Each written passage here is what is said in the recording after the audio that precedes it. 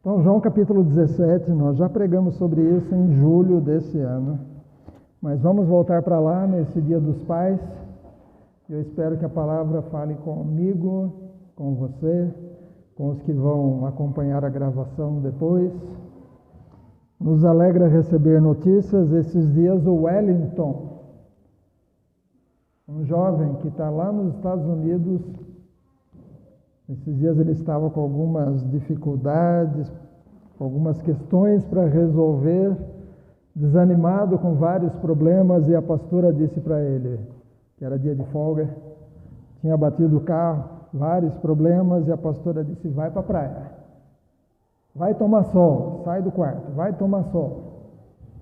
Ela já disse isso para alguém aqui, vai tomar sol, ela já disse para mim muitas vezes, vai tomar sol. A gente precisa do sol. E a pastora Lúcia disse para o Wellington: sai do quarto, vai para a praia, vai tomar sol e deixa Deus falar com você. E ele mandou mensagem para a gente dizendo: eu fiquei lá na praia, ouvi a mensagem do pastor Daniel e voltei melhor. Então, que essa mensagem possa abençoar o seu coração hoje e talvez alguém daqui a alguns anos, que a palavra possa produzir frutos. João capítulo 17, nós temos Jesus orando ao Pai. Como eu comentei outro dia, no batismo de Jesus, a Trindade está ali.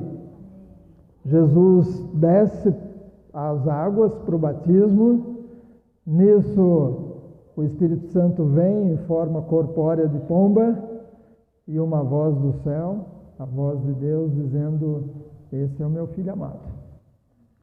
E agora no capítulo 17 ele está no final do seu ministério, tem só mais alguns capítulos aqui, e Jesus ora ao Pai falando sobre os seus discípulos, falando sobre mim, falando sobre você. Ele já orou pelo Walter.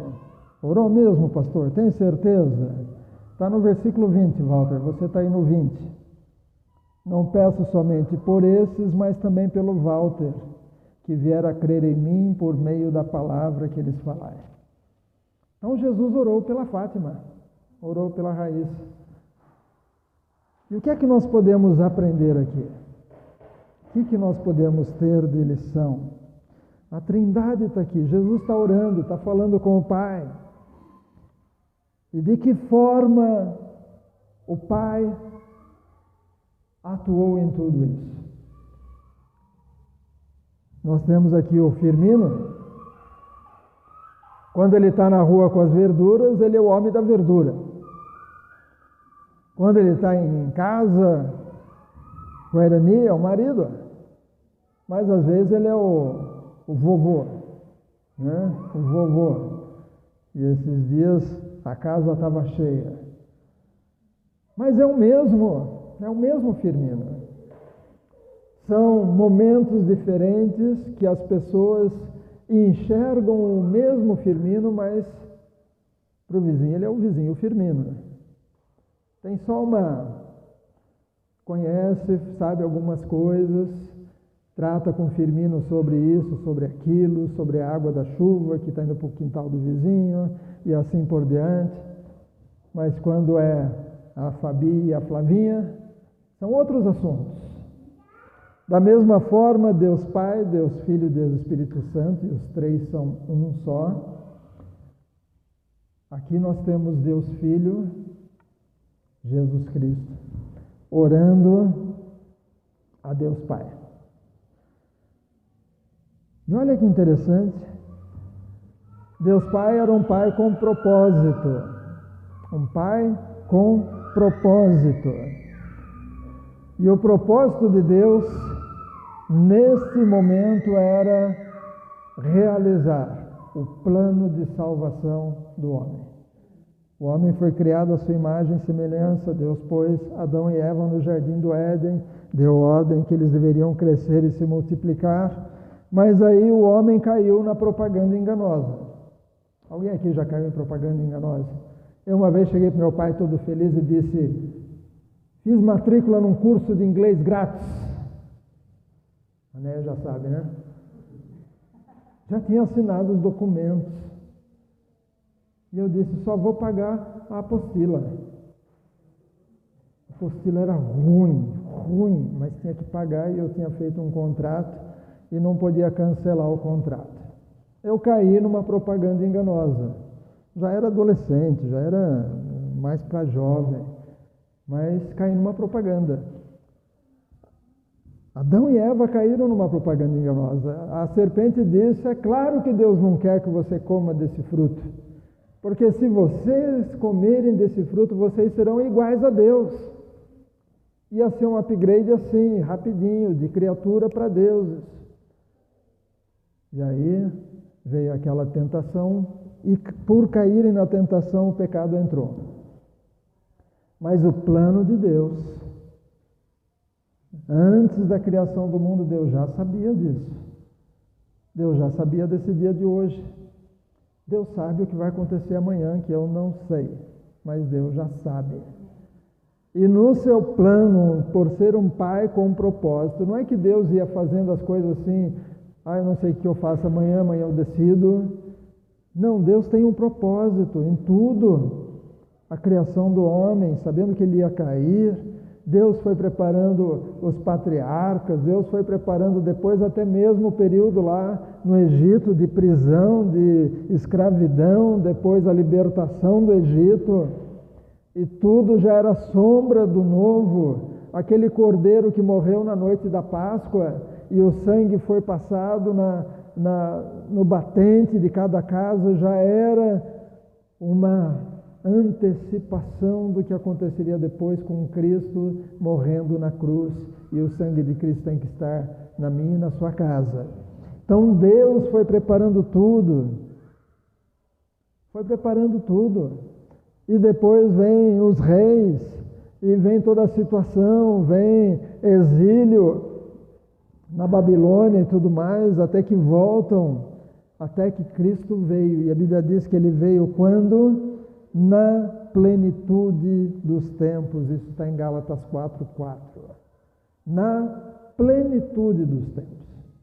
Então, por causa do homem que caiu na propaganda enganosa, assim como eu caí no contrato, esses dias eu achei engraçado que alguém fez propaganda chamando para a loja, dizendo, vem para minha loja e eu vou fazer um carnezinho gostoso para você. Na verdade está precisando sair porque está no prejuízo, e aí de repente começou a aparecer em vários sites o que era esse carnezinho gostoso.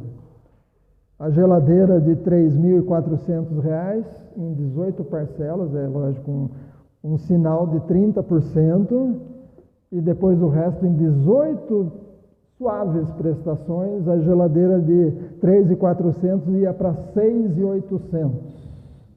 De 3.400, a mesma geladeira, no final ia custar 6.800. Carnezinho gostoso para quem? Para a loja sair do prejuízo. Mas eu já comprei em carnezinho. Eu lembro dos carnezinhos que a gente ia na loja todo mês e pagava. Como a loja é boazinha, me deu esse crédito e tudo mais. Propaganda enganosa. O homem caiu na propaganda enganosa e Deus teve que criar o plano perfeito que nós já cantamos hoje. O plano perfeito é Cristo. É Cristo. Mas Deus é um Pai com propósito. Vamos lá para João capítulo 6. Deixa marcado aqui no 17, nós vamos voltar, mas João capítulo 6, versículo 38 até 40.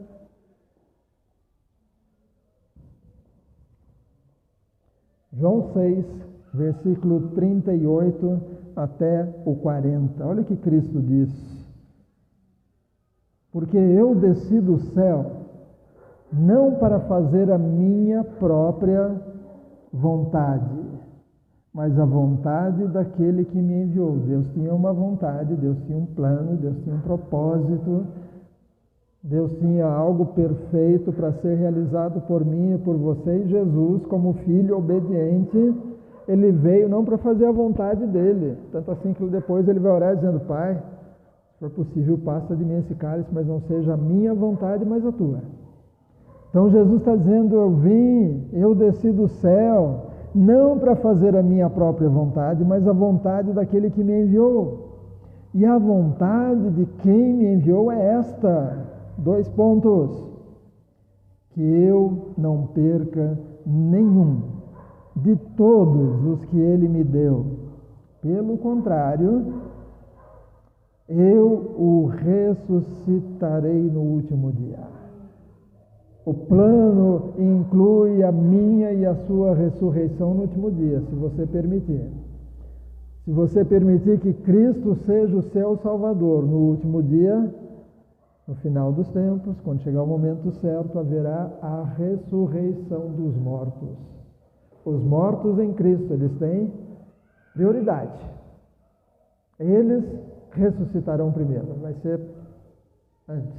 E depois os vivos também receberão um corpo glorificado. Mas Jesus está dizendo, eu o glorificarei no último dia. Versículo 40, de fato, a vontade de meu Pai é que todo aquele que vir o Filho e nele crer tenha vida eterna, e eu ressuscitarei no último dia. Então essa é a vontade do Pai. Todo aquele. Essa mensagem é para mim, é para você, mas é também para aquele seu familiar, para aquele seu vizinho, para aquele seu colega de trabalho, para aquelas pessoas que às vezes tentam falar conosco. Se ele puder enxergar o plano perfeito que é Cristo e crer em Cristo, a promessa dele é, eu ressuscitarei no último dia. Ele também vai ser ressuscitado. Então, o nosso Pai, o Pai que Jesus apresenta aqui em João capítulo 17, é um Pai com propósito. Olhe lá, volte para João 17, versículo 1 a 10, você vai ver como o Pai, nosso Deus, ele tem um propósito. As coisas não são por acaso, as coisas já estão assim, vai ser isso, vai ser aquilo. Versículo 1 até o versículo 10 diz o seguinte: depois de dizer essas coisas, Jesus levantou os olhos ao céu e disse, ele começa uma oração aí, está orando ao Pai. Pai, é chegada a hora, glorifica teu Filho, para que o Filho glorifique a ti, assim como lhe deste autoridade sobre toda a humanidade, a fim de que ele conceda vida eterna a todos os que lhe deste. E a vida eterna é esta, que conheçam a ti, o único Deus verdadeiro. Deus é um único Deus verdadeiro. E a Jesus Cristo a quem enviaste. Eu te glorifiquei na terra, realizando a obra que me deste para fazer. E agora, ó Pai, glorifica-me contigo mesmo, para a glória que eu tive junto de ti, antes que houvesse mundo. Manifestei o teu nome a Fátima, manifestei o teu nome a Fabi, manifestei o teu nome para Guilhermina, manifestei o teu nome para Ellen, manifestei o teu nome àqueles que me deste do mundo. Eram teus, tu me destes a mim, e eles têm guardado a tua palavra. Agora eles reconhecem que todas as coisas que me tens dado provêm de ti, porque eu lhes tenho transmitido as palavras que me deste. E eles a receberam, verdadeiramente reconheceram que saí de ti e creram que tu me enviaste. É por eles que eu peço, não peço pelo mundo, mas por aqueles que me deste, porque são teus. Todas as minhas coisas são tuas, as tuas coisas são minhas, e neles eu sou glorificado. Então, Deus Pai tinha toda uma missão, tudo preparado, no tempo certo. Jesus veio ao mundo. Qual é a missão da sua família? Você, papai, precisa ser um pai com propósito. Qual é o propósito da sua família? E é claro, quando a gente fala dos pais, a Néia tem que pensar também nesse propósito para a família, porque os dois são um, a Néia e o Fábio. Qual é o propósito da família? Por que construir uma família? Nós temos assim, ao começar uma vida dois, logo começa aquela ideia de quantos filhos e coisa e tal. Não é apenas gerar filhos, mas depois eles vão dar trabalho, não é, Marcelo e Ellen? Vão dar trabalho. É assim mesmo. Cada fase é uma coisa. A Ellen está na fase de falar. A Elisa. Outros já estão na fase de correr. Outros já estão na fase de ficar no celular. Cada fase tem o seu desafio. Mas a família precisa ter um propósito. E o papai precisa ser um pai com propósito que olha para casa e diz: o que eu espero da minha família? Como é que vai ser daqui a alguns anos? Eu me lembro que aqui no Adelaide, uma vez, um casal que estava passando por dificuldades financeiras, ela me disse: eu preciso juntar dinheiro para pagar a faculdade do meu filho mais velho. Nós não pagamos a faculdade nem da Jaque, nem do Jaime, nem do Alexandre. Cada um teve que dar seus pulos. Cada um teve que arrumar um trabalho, arrumar uma faculdade que desse para pagar e enfrentar. Nenhum deles repetiu nada, porque eles que pagavam.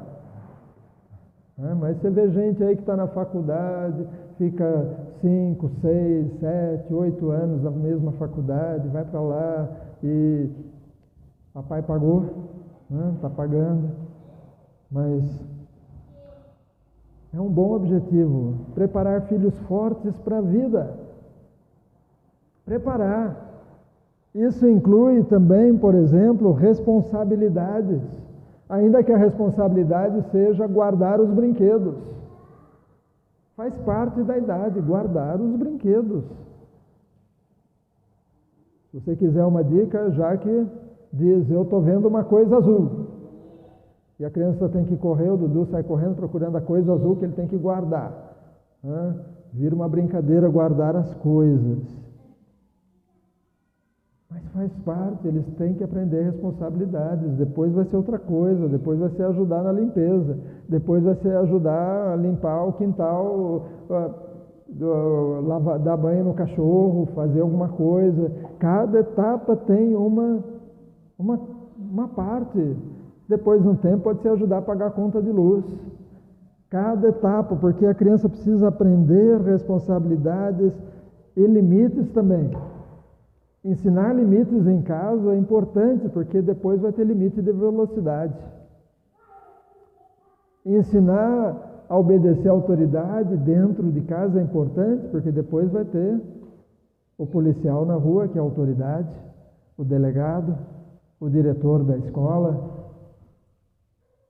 Ensinar a obediência nas coisinhas pequenas, às vezes parece uma coisa boba. Às vezes dizer não várias vezes, porque a criança quer mexer em alguma coisa.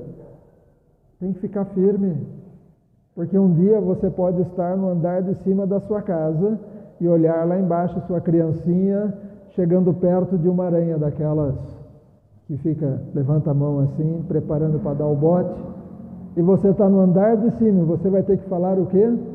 Não mexa aí. Não vai dar tempo de descer a escada.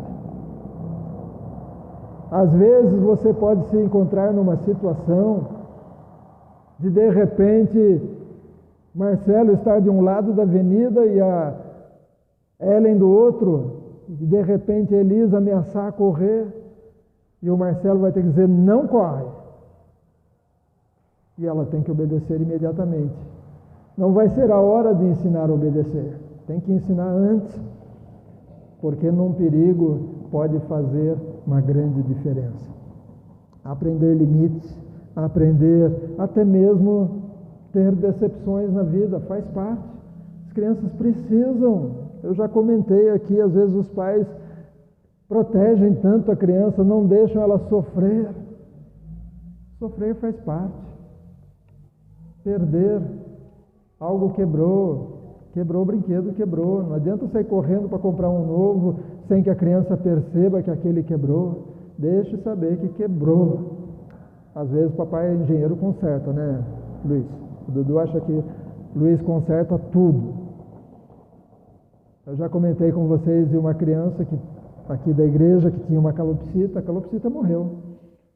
Os pais correram lá, compraram outra e puseram na gaiola, para a criança não sofrer, porque a calopsita morreu.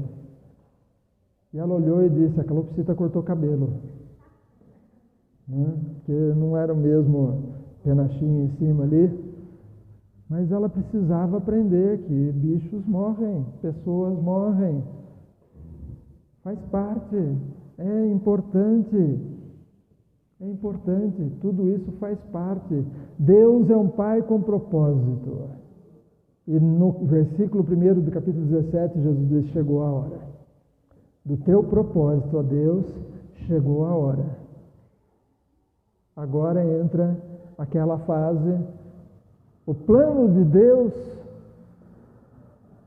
o filho sabia. Nossos filhos precisam saber quais são os nossos conceitos, quais são nossos planos, o que nós esperamos. Quais são nossos sonhos? Quais são? O que queremos realizar? Onde queremos chegar? Eles precisam saber. Precisam, faz parte, Jesus sabia. Outra característica aqui do Pai, que encontramos em João 17, está ali no versículo 11. Já não estou no mundo, mas eles continuam no mundo, enquanto eu vou para junto de ti. Pai Santo, Pai Santo, Pai Santo. Pai, além de ter propósito na sua família, que você vai ensinar como vai preparar os filhos, como que vai preparar as filhas, o que vai ensinar, qual vai ser o modelo. Alguém disse que a melhor coisa que o pai pode fazer pelos filhos é... Alguém conhece essa frase? A melhor coisa que um pai pode fazer pelos seus filhos é amar a mãe deles. Melhor coisa. Se o pai ama a mamãe, é a melhor coisa. Porque a criança vai crescer com o entendimento de como é que um pai trata a mãe. Se é um menino, quando chegar a vez dele, ele vai saber como tratar a esposa. E se é uma menina, ela vai saber que tipo de homem ela vai procurar um dia para ser o seu marido. Mas se o pai é um cafajeste, se o pai é um desleixado, se o pai é violento, se o pai é o padrão que o menino vai aprender. Quando chegar a vez dele, ele vai tratar a esposa dele do mesmo jeito, a não ser se o filho se converter e tiver uma experiência com Deus e puder compreender, opa, o padrão que eu tive na minha casa não é o bom padrão. Eu preciso mudar e compreender e olhar outros pais agora e dizer, na minha casa vai ser diferente. Eu não vou ser como meu pai foi com minha mãe. Eu vou seguir tal pessoa. Eu vou acompanhar e vou aprender como ser um pai. E a moça vai dizer, eu não quero casar com alguém como meu pai. Eu quero casar com alguém que vai cuidar de mim, alguém que vai respeitar, que vai agir de forma correta. Deus Pai é um Pai com propósito, mas um Pai santo. Santo. Deus mesmo disse, sede santos, porque eu, o Senhor, vosso Deus, sou santo. Não está dizendo, Fábio, se der, se tiver tempo, se sobrar tempo, seja santo. Irani, se não tiver muita coisa para fazer, seja santa. Não, ele está dizendo, seja santa, Irani. Eu sou santo, você também precisa ser. É uma ordem, Rosa. É uma ordem, Elisete. Sede santos, porque eu, o Senhor, vosso Deus, sou santo. É lógico que nós não vamos ser iguaizinhos a Deus. Impossível. impossível sermos iguaizinhos a Deus. E lá em 1 Samuel 2,2 diz: não há santo como o Senhor. Não há. Como o Senhor, igualzinho ao nosso Deus, não há ninguém.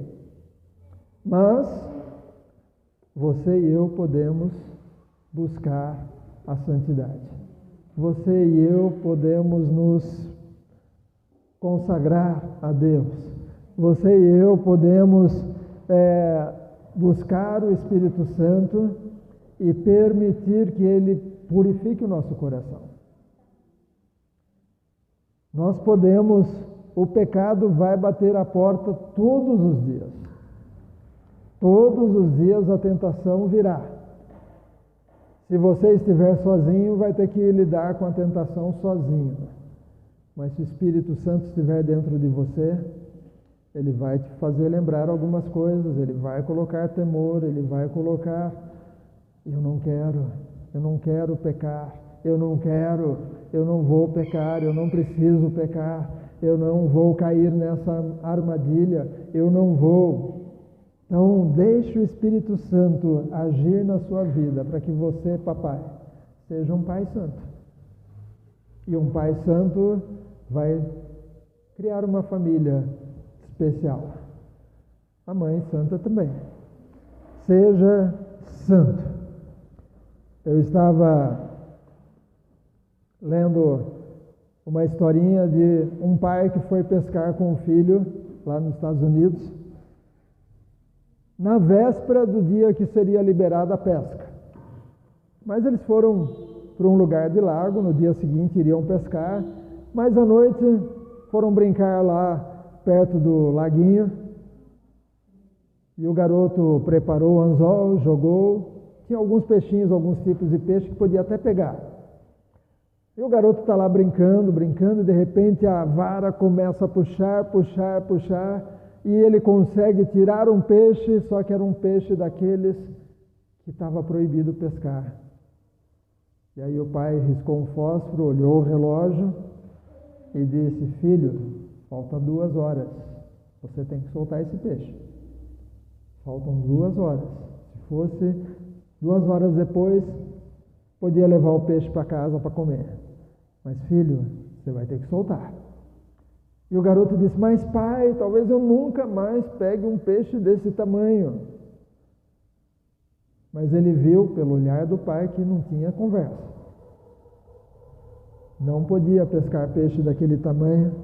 Então o garoto soltou o peixe com aquela dor no coração. E esse garoto cresceu e ele escreveu: hoje eu levo meus filhos para pescar no mesmo lugar. E eu estava certo. Nunca mais pesquei um peixe igual àquele. Mas toda vez que nos meus negócios eu estou diante de uma situação que eu tenho que decidir fazer o certo ou o errado, eu lembro do peixe. O peixe sempre aparece nas minhas negociações. E quando eu estou na negociação e eu tenho que decidir entre fazer o certo e fazer o errado, ainda que ninguém esteja olhando. Porque o garoto, no dia ele olhou, não tinha nenhum pescador perto, não tinha nenhum policial, não tinha ninguém, era só 2 horas, depois de 2 horas podia passar batido aquele peixe. Mas o pai disse: tem que soltar. Porque o pai, que tinha uma vida correta, ensinou para o filho: faça a coisa certa, mesmo que ninguém esteja olhando. E ele disse: ainda hoje eu vejo o peixe e eu lembro que eu tenho que fazer a coisa certa. Um pai com propósito, um pai santo. E quando a gente chega lá, vira a sua página, versículo 25, diz: pai justo, pai justo. O mundo não te conheceu, eu, porém, te conheci. E também esses reconheceram que tu me enviaste. Pai justo. Para quem tem um filho só, não tem essa coisa de preferido. Mas para quem tem 2 ou mais, precisa ser justo com todos. justo com todos. É claro que às vezes a situação muda, né? O primeiro filho tem um monte de foto, o segundo filho tem um pouco menos, o terceiro tem um pouquinho menos, porque às vezes a situação vai ficando apertada, como foi lá em casa, né? O primeiro tem foto no estúdio, coisa e tal, depois a coisa foi ficando apertada. Teve uma época que a gente só comia batatinha frita, em Osasco, quando meu pai era pastor lá em Osasco, Jardim das Flores, hoje é uma igreja bonita lá, mas na época era um tempo difícil. Não tinha mandar dinheiro pelo computador, era ordem de pagamento. Você tinha que ir no banco e perguntar, chegou uma ordem de pagamento para mim? Aí o funcionário olhava lá, não chegou nada não. Aí tinha que voltar outro dia. E teve uma vez que o tesoureiro, que mandava essa ajuda pastoral todo mês, era final de ano, e ele pensou, o Joaquim Lima vai vir para ficar o final de ano com a família. Então, eu entrego pessoalmente para ele aqui em Campinas. Só que não tinha dinheiro para vir de Campinas para cá, de Osasco para cá. Então não mandou. Mas teve uma época que o que a gente comia era batatinha frita, do quintal, que meu pai tinha feito uma horta. Só que depois, quando crescemos, que soubemos que era a única coisa que a gente tinha para comer. Que minha mãe e meu pai chamavam a gente com aquela festa toda, venham almoçar. E a gente chegava, era batatinha frita, e a gente comia feliz da vida, sem saber que não tinha outra coisa mais. Pai justo, seja justo com seus filhos. Seja justo nos seus negócios, seja justo com a sua família, seja justo em tudo.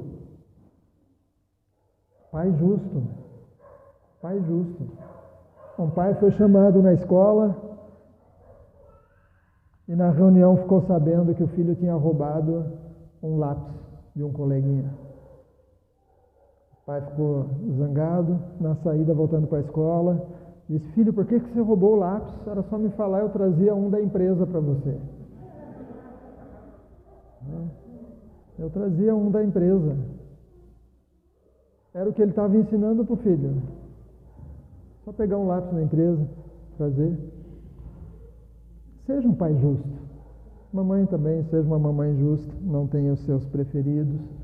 Seja justo, seja justa. Você que ainda não casou, desde já tenha propósito na sua vida, seja santo, seja justo.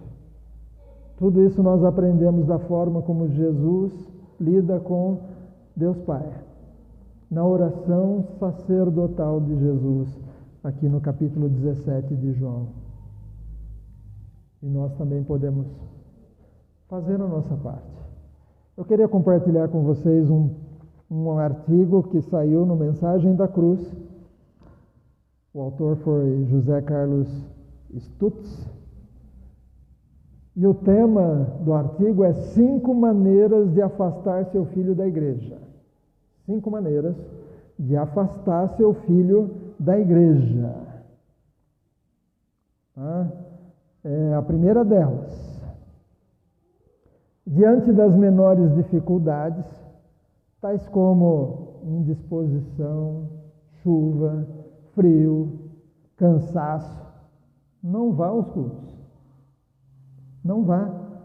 O seu filho vai crescer com a ideia de que frequentar as reuniões não é assim tão necessário.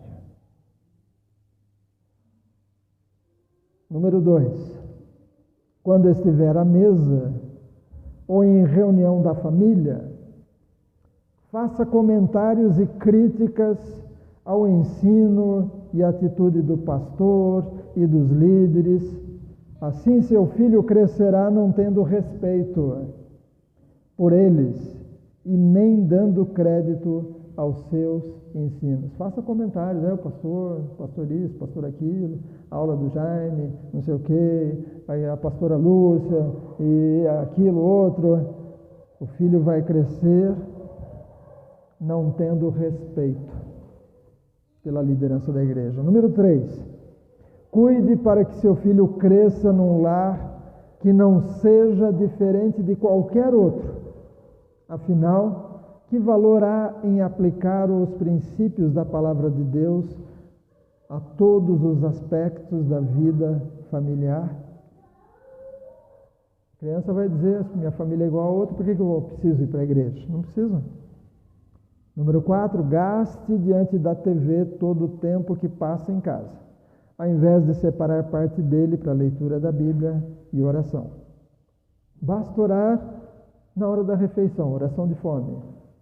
Senhor Jesus, obrigado pela comida, amém. Basta orar a hora das refeições. Com certeza seu filho aprenderá que como orar e estudar a palavra de Deus não tem valor para você, não devem ser importantes para eles também.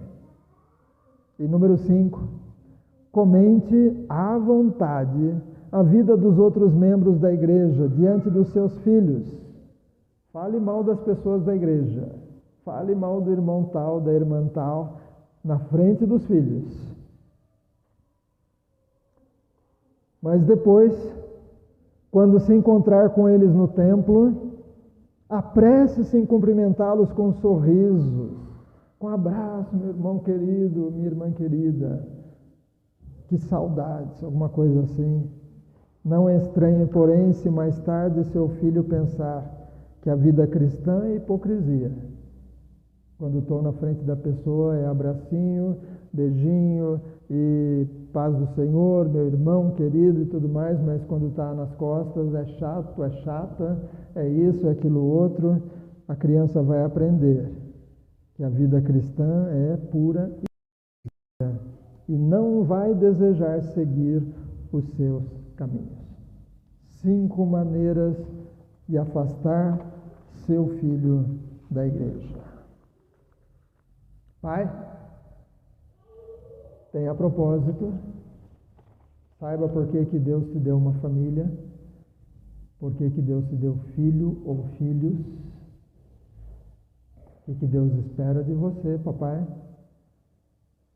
o que está ao seu alcance para fazer, de que forma preparar esse filho ou essa filha para a vida, porque eles não vão ficar eternamente com 12 anos de idade, vão chegar nos 24, vão chegar nos 25, vão tomar decisões. Aí ela teve alguns choques de realidade hoje de manhã, né? Pensando lá na frente, daqui a 30 e poucos anos, mas temos que preparar nossos filhos. Então tenha propósito, prepare-os bem, seja santo, seja um bom exemplo, para que seu filho diga, eu quero ser que nem papai, eu quero ser que nem minha mãe, ou outras pessoas possam te adotar como pai adotivo ou mãe adotiva e dizer, eu quero ser como a Irene, como a Irenea.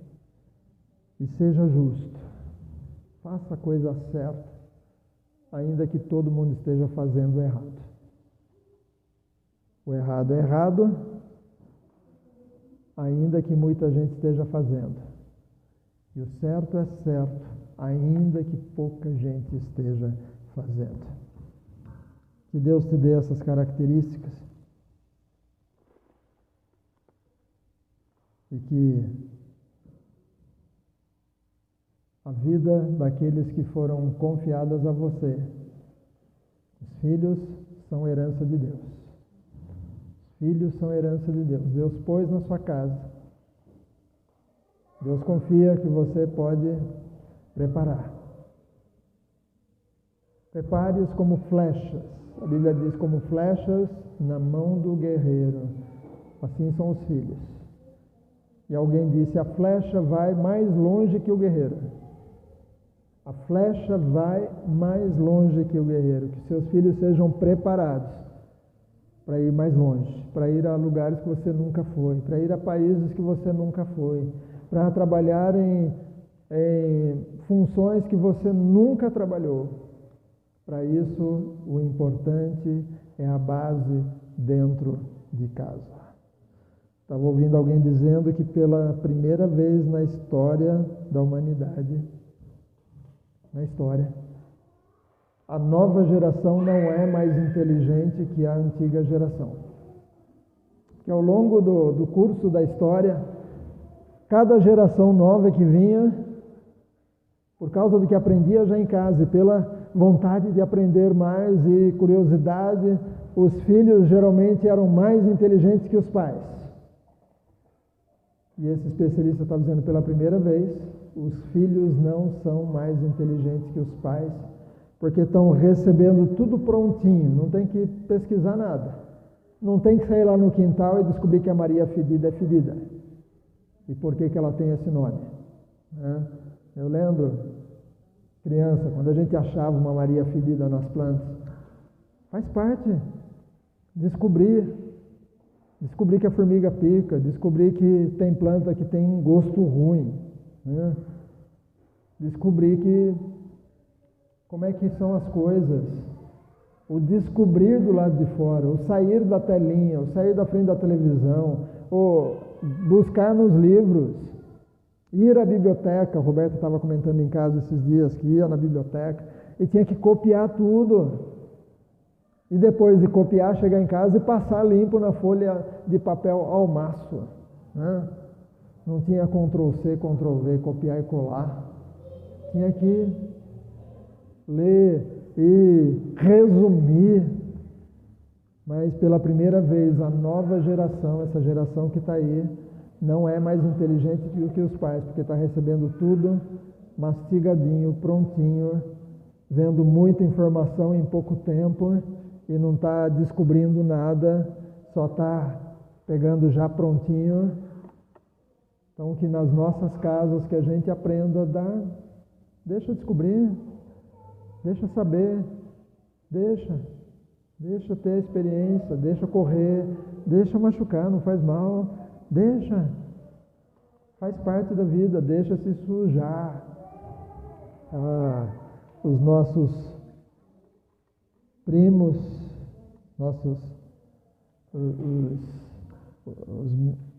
a minha sobrinha que mora lá no Havaí, eles têm esse cuidado com as crianças de deixar pisar na lama, brincar à vontade, para eles descobrirem as coisas.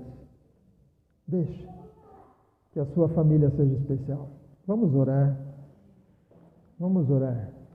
E acho que as crianças têm algo para a gente. Mas você, papai, Marcelo, Walter, Firmino, Rogério, Fábio, Luiz, Aguinaldo, eu também, mas também as mamães. Medite depois nessa passagem. Ó Deus, ensina-nos a sermos pais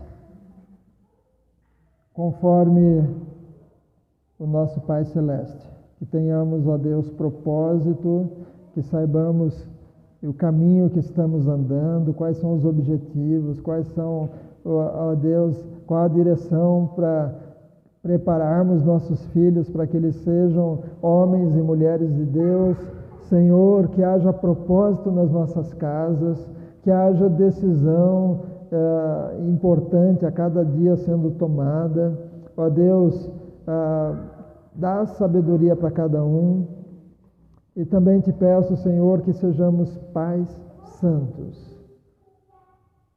Que os filhos olhem para nós e queiram também viver uma vida santa. E que haja justiça também em nós. Que nossos filhos nunca se decepcionem percebendo que fizemos algo errado.